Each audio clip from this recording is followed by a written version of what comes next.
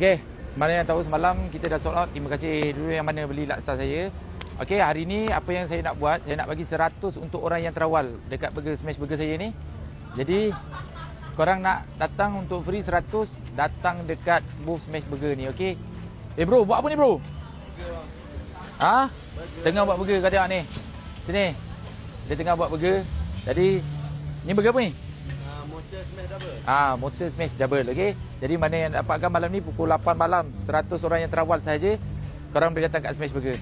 Okey, kalau korang nak datang cari laksa, ni kat kedai booth saya ni pun ada juga laksa. Korang boleh datang malam ni. Alright. This is Upper Chalai.